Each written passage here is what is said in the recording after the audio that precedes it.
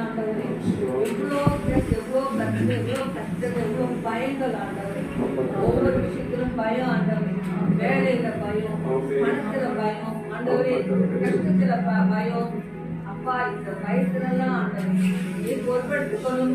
அப்பா, இந்த பயத்தினால ஆண்டவரே எவ்வளோ ஆத்மாக்கள் ஆண்டவரே தற்கொலை வரைக்கும் போயிட்டு சுவாமி, இதுலே ஒரு விடுதலை காரணம்.